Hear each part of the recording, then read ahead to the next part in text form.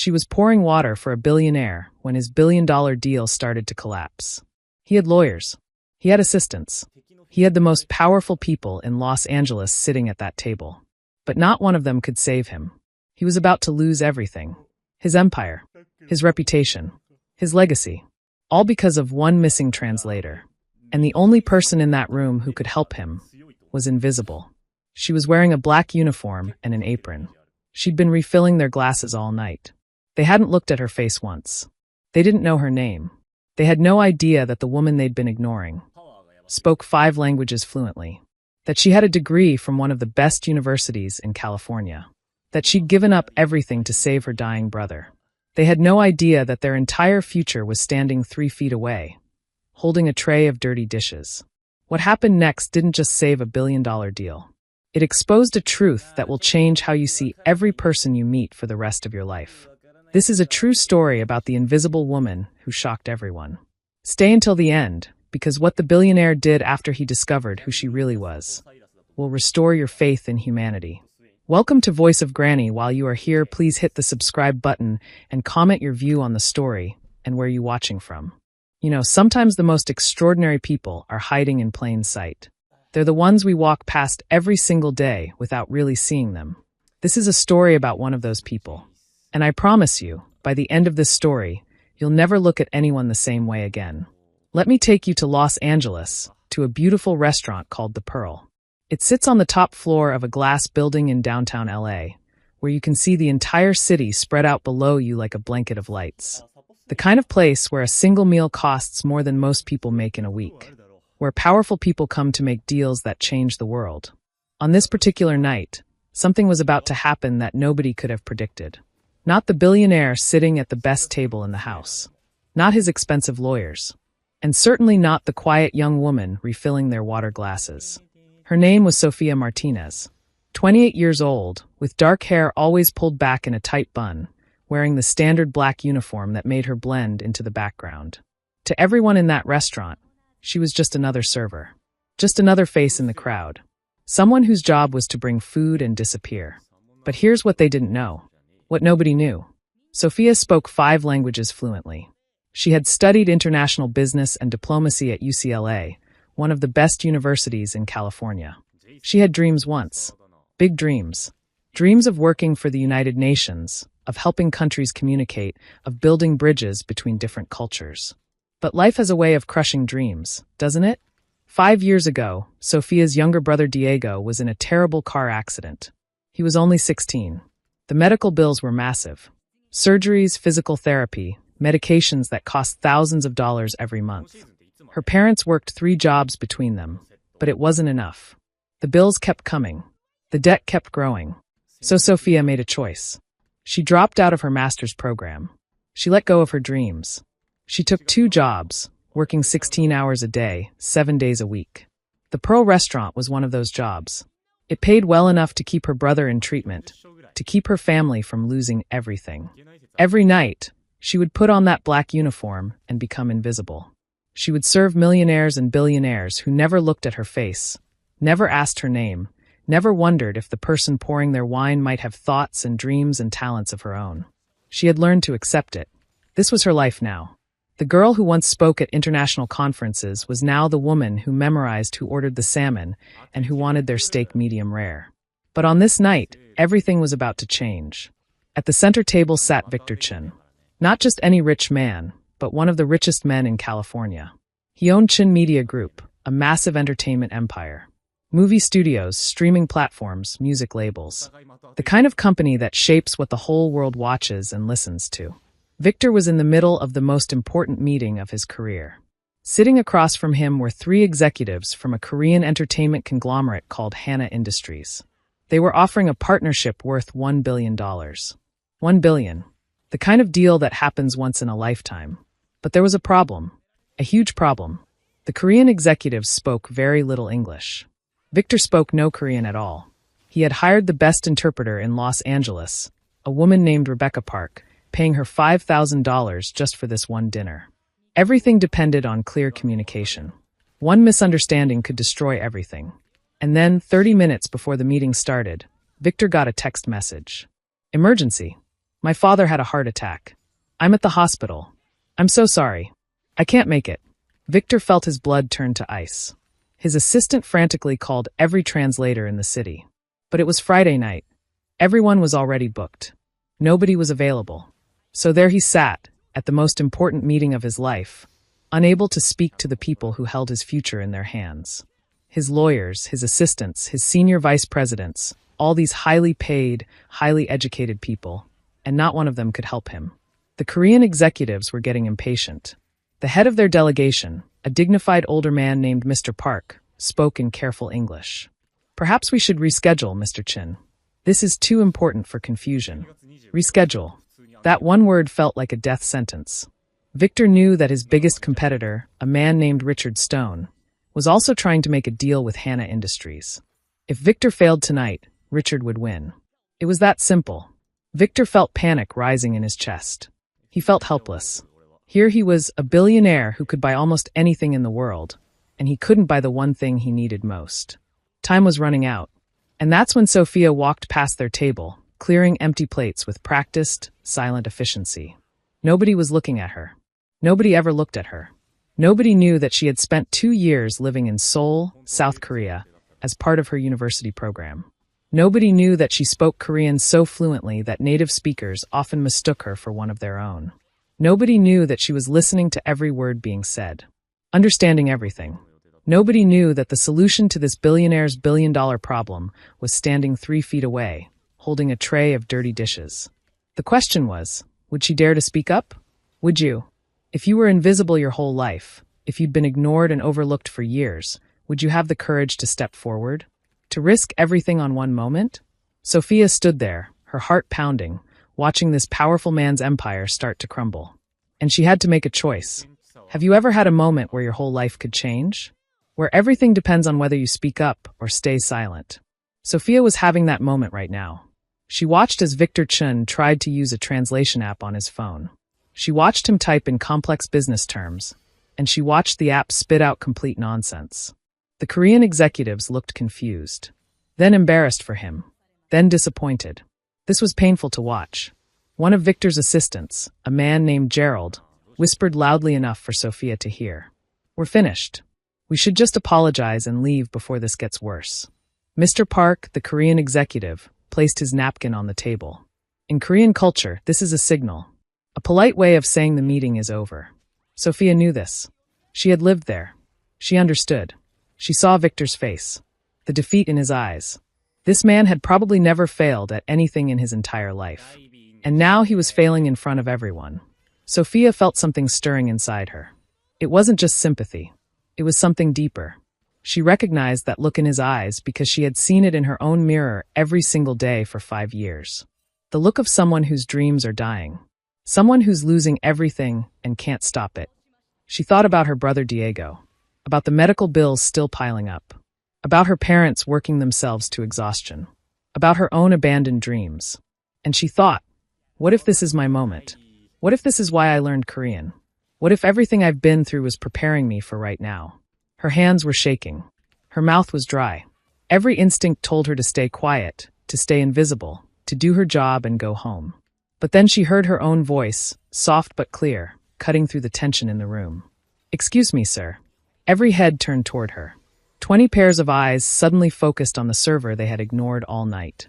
Gerald, the assistant, looked annoyed. "Not now. Can't you see we're in a meeting?" But Mr. Park was staring at Sophia with a curious expression. A moment earlier, when she had refilled his water, he had said "Gamsahamnida" without thinking. "Thank you" in Korean. And Sophia, without thinking, had whispered back "Chonmaneo." "You're welcome." He had noticed. He remembered. "Wait," Mr. Park said, holding up his hand. He looked directly at Sophia. "You speak Korean?" The room went completely silent. Sophia's heart was hammering so hard she thought everyone could hear it. She could back down now, apologize and run away, go back to being invisible. Or she could jump. She took a deep breath and spoke directly to Mr. Park. But she didn't speak in English. She spoke in perfect, fluent Korean, formal and respectful, using the proper honorifics for a senior executive. "Mr. Park, please forgive my interruption. I couldn't help but notice that your important discussion has been disrupted by a language barrier. If it would be helpful, I would be honored to assist with translation. The reaction was instant. The three Korean executives sat up straight, their eyes wide with shock. They started speaking rapidly to each other in Korean. Did she just speak perfect Seoul dialect? That's better Korean than most translators we hire. Who is this woman? Victor Chun was staring at Sophia like she had just appeared out of thin air. You speak Korean? How? You're a waitress. Sophia felt a flash of anger at that word. As if being a waitress meant she couldn't be anything else. As if her uniform erased everything she had learned, everything she had accomplished, everything she was. But she kept her voice calm and professional. I studied international relations at UCLA, Mr. Chun. I lived in Seoul for 2 years. Korean language and business culture were my specialization. Gerald scoffed. And you're working as a server? Sure. But Mr. Park wasn't skeptical. He was impressed. He spoke to Sophia again in Korean, asking her a rapid series of complex questions about business terminology, trade agreements, intellectual property law. The kind of questions that would trip up a casual speaker. Sophia answered every single one perfectly. Not just translating words, but explaining concepts. Showing that she understood not just the language, but the business. The Korean executives began speaking among themselves excitedly. Finally, Mr. Park turned to Victor. Mr. Chun, he said in English, a smile spreading across his face. You have been keeping a secret weapon at your restaurant. This young woman's Korean is exceptional. Better than many professional translators I have worked with. If she is willing to help us tonight, I believe we can continue. Then Mr. Park did something that shocked everyone. He gestured to the empty chair at the table. The chair that had been reserved for Rebecca, the expensive translator. Please, he said to Sophia in Korean. Join us. Sophia felt dizzy. This couldn't be real. 1 minute she was clearing plates. The next minute she was being invited to sit at a billion-dollar negotiation table. She looked down at her server's uniform, at her practical shoes, at the small notepad in her pocket where she wrote down dinner orders. Then she looked up at Victor Chin. He was staring at her with an expression she couldn't quite read. Surprise, confusion, but also something else. Hope. Can you really do this? He asked quietly. This is incredibly complex. One mistake could cost us everything. Sophia met his eyes. For the first time in 5 years, she felt like herself again. Not the invisible server. Not the girl who gave up her dreams. But the person she was always meant to be. Yes, she said simply. I can do this. She untied her server's apron, folded it carefully, set it aside, and sat down at the table. Nobody in that room, least of all Victor Chun, had any idea what was about to happen.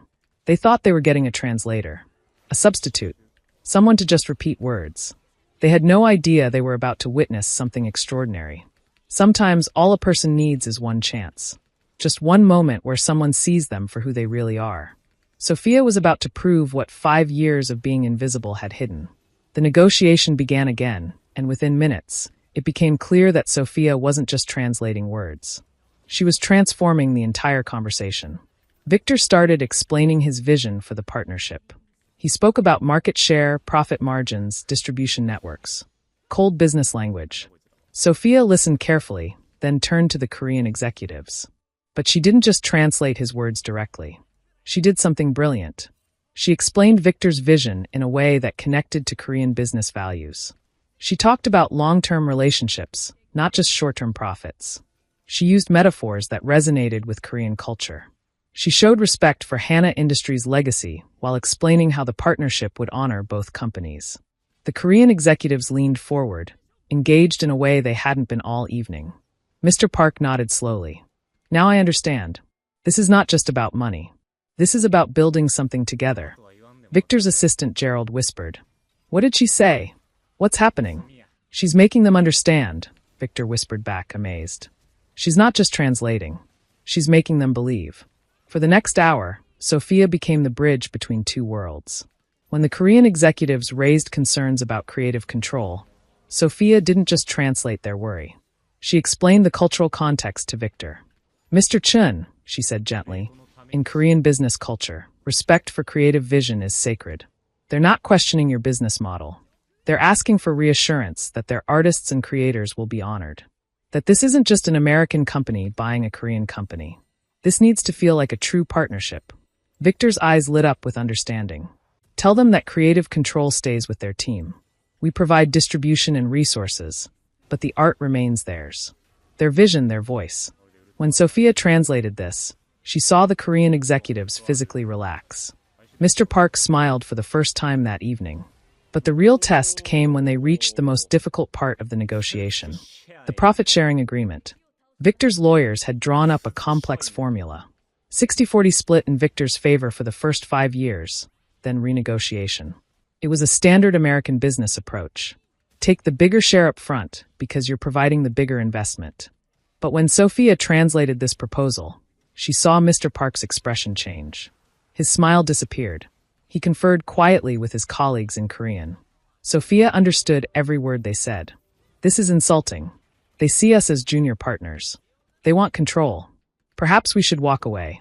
Richard Stone's offer was 50-50 from the beginning. Her heart sank. The deal was about to collapse again. Victor's lawyers thought their offer was generous. They had no idea it had just offended everyone on the other side of the table. This was Sophia's moment of truth. She could just translate exactly what was being said and watch the deal explode. Do her job as a simple translator. Stay safe. Or she could do what she was really trained to do. Not just translate languages, but bridge cultures.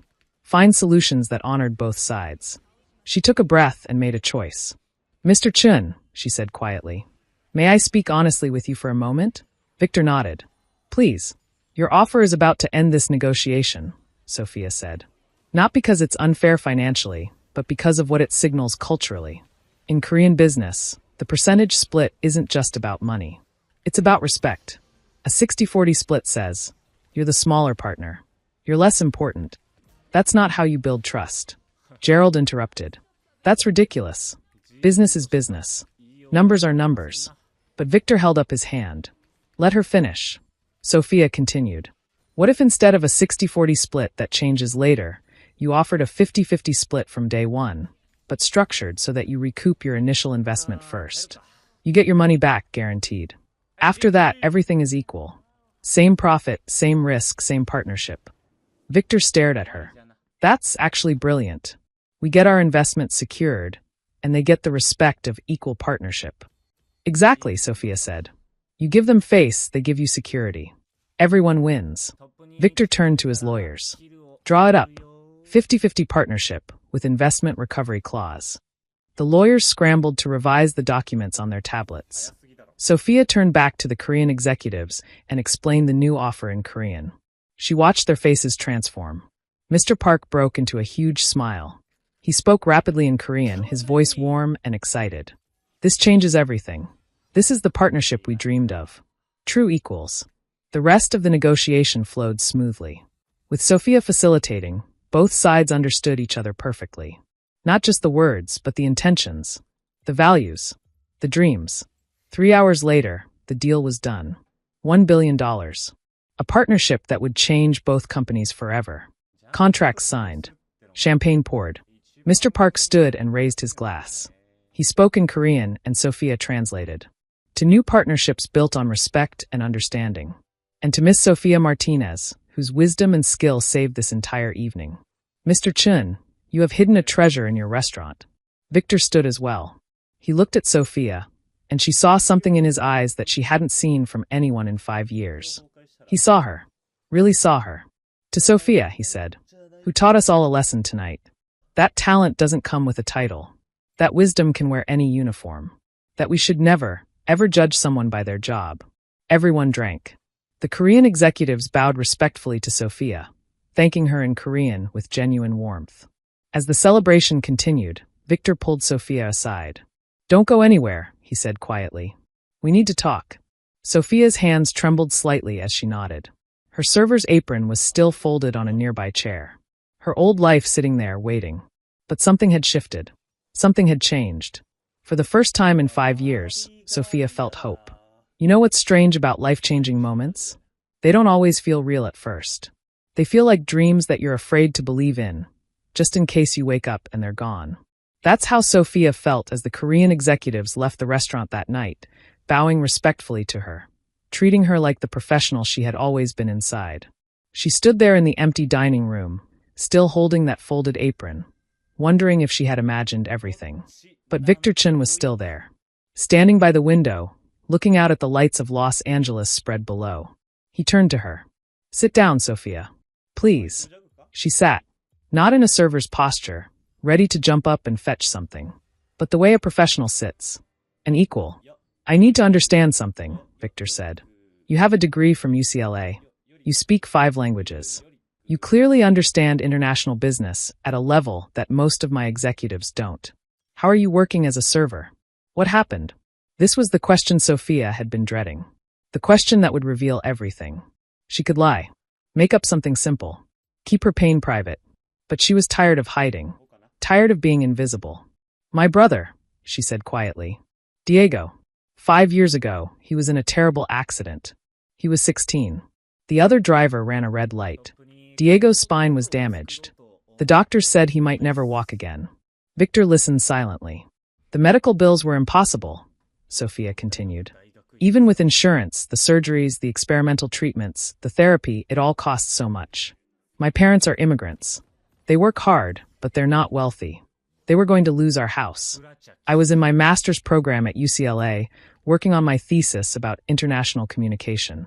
I had job offers waiting. The United Nations was interested in me." Her voice cracked slightly. "But none of that mattered when my baby brother needed help. So I dropped out.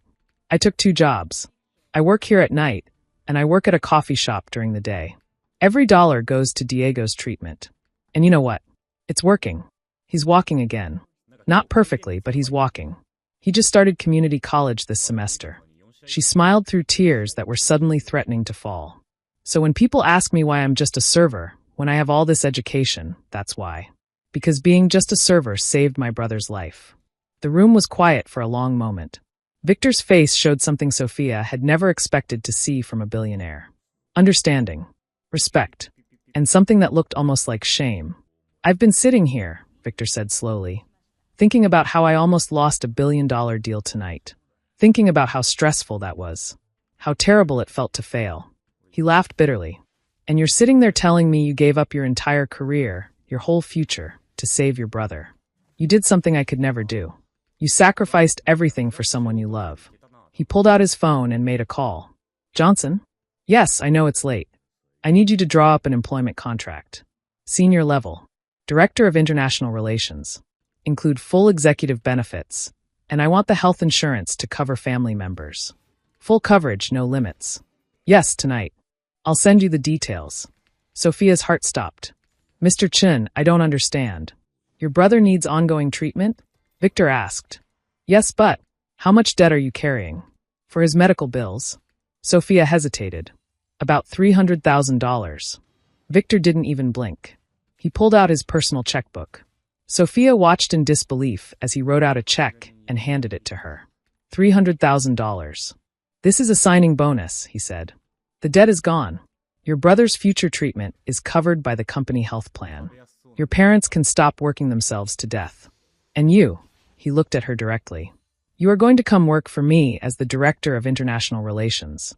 You're going to help us expand Chin Media Group into every country where your languages and cultural knowledge can open doors." Sophia stared at the check. At this man. At this impossible, beautiful, terrifying moment. "Why?" she whispered. "You don't even know me." "I know that you saved my $1 billion deal," Victor said. "I know that you turned what should have been a disaster into the most successful negotiation of my career.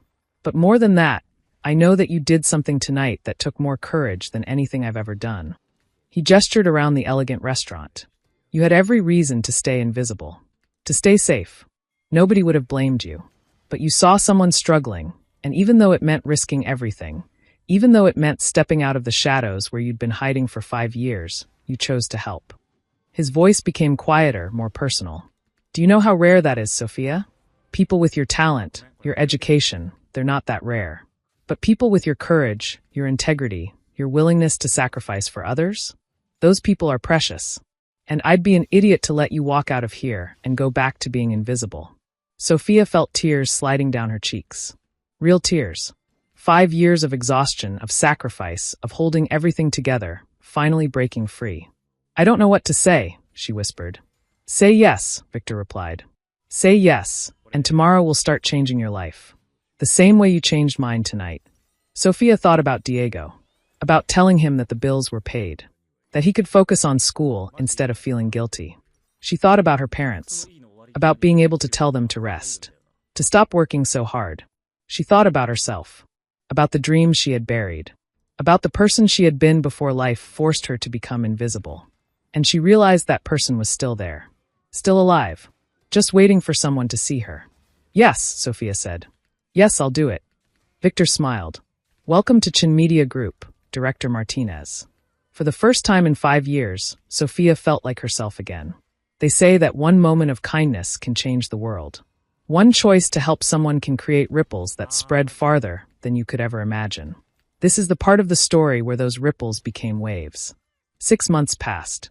If you had walked into Chin Media Group headquarters in downtown LA during that time, you would have seen something remarkable.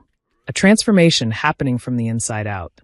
Sophia's official title was Director of International Relations, but what she really became was a bridge builder. Victor gave her a team and resources, and she went to work opening doors that had been closed to Chin Media Group for years. She led negotiations with Brazilian streaming platforms, speaking Portuguese she'd learned during a semester abroad. She secured a partnership with a French film studio, navigating the complex world of European media law.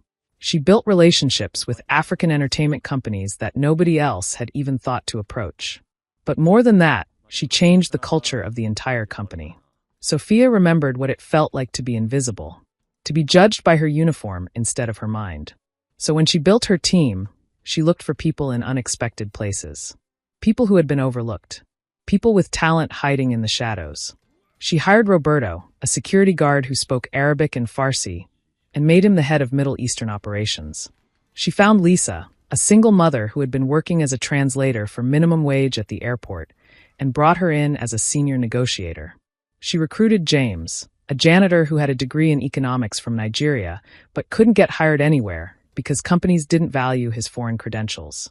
Each person she hired, she gave them the same thing Victor had given her. A chance. And each one of them proved what she had always known.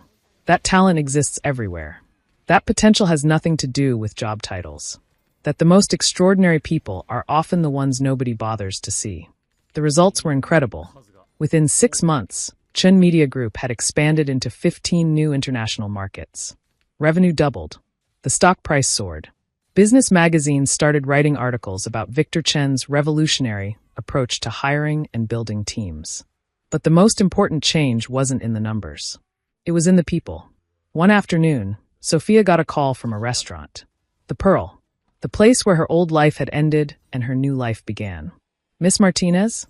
This is Thomas from the Pearl. We have a situation here, and I thought of you. Sophia's heart clenched. What's wrong? There's a young man who works here. Kitchen staff.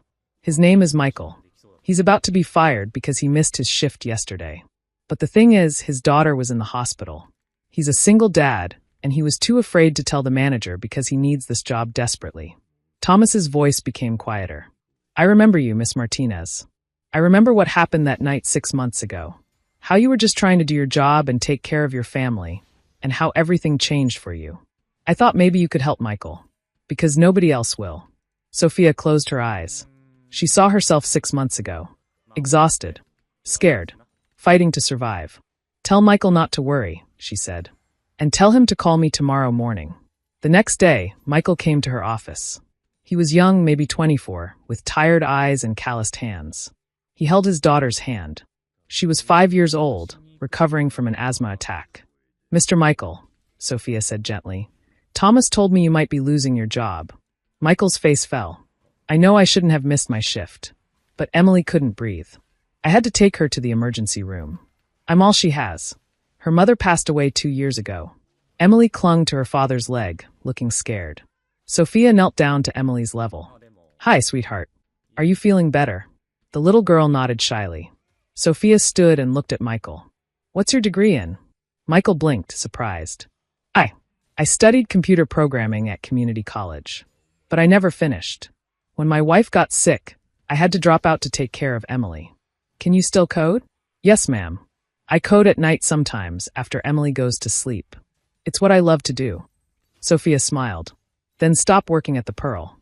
Come work here. We need programmers who understand our international platforms. The health insurance will cover Emily completely. The salary will let you finish your degree. And we have on-site childcare for employees. Michael stared at her like she was speaking another language. I don't understand. Why would you do this? Because someone did it for me, Sophia said simply. And now I'm passing it forward. Stories like Michael's became common.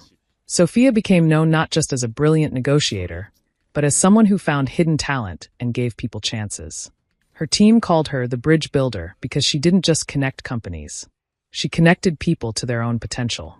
1 year after that night at the Pearl, Victor called Sophia into his office. I have something to tell you, he said. The board voted last night. We're creating a new position, Chief Impact Officer. It's going to oversee all our international operations, our hiring practices, and our company culture. It's one of the most important roles in the entire company. He smiled. The vote was unanimous. It's yours if you want it. Sophia felt that familiar flutter of disbelief. But this time, she didn't doubt herself. She had learned something over the past year. She had learned that she deserved this. That all her talent, all her sacrifice, all her courage had been building to this moment. I accept, she said. Victor stood and shook her hand. You know what the best part of all this is? That night when my translator didn't show up, I thought it was the worst thing that could happen to me. I thought I was going to lose everything. His eyes were bright with emotion. But it turned out to be the best thing that ever happened. Not just because you saved the deal, but because you taught me how to see people. Really see them. You changed my entire company. You changed me. Sophia felt tears in her eyes. Good tears. You gave me my life back, Victor. No, he said quietly. You gave yourself your life back. I just made sure everyone else could see what I saw. What was there all along? 2 years after that night, Sophia stood in front of a university auditorium full of students. She had been invited back to UCLA to give a speech. The topic was finding your voice when the world makes you invisible. She looked out at all those young faces, students who were probably feeling lost, probably worried about their futures, probably wondering if their dreams would come true. I want to tell you something, Sophia said. 5 years ago, I was working as a server in a restaurant. I had given up on my dreams. I thought my life was over at 23. I felt invisible, like nothing I had learned or accomplished mattered anymore. She paused. But here's what I learned. You're never just anything. You're never just a server, or just a security guard, or just whatever job you're doing to survive. Your worth isn't determined by your circumstances. Your potential isn't limited by your current situation. She saw some students nodding, their eyes bright with understanding. The skills you're learning right now, the languages you speak, the knowledge you're gaining, they're not just resume items. They're tools you'll carry with you forever.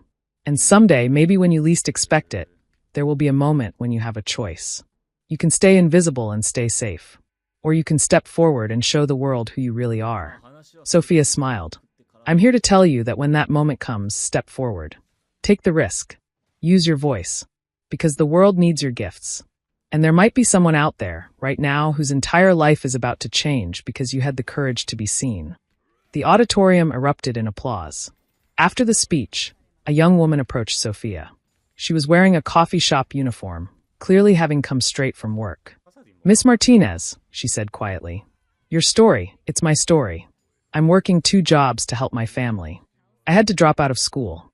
I feel invisible every single day. Sophia took the young woman's hands. What's your name? Anna. Anna, listen to me. You're not invisible. You're preparing. You're building strength and courage that other people will never understand.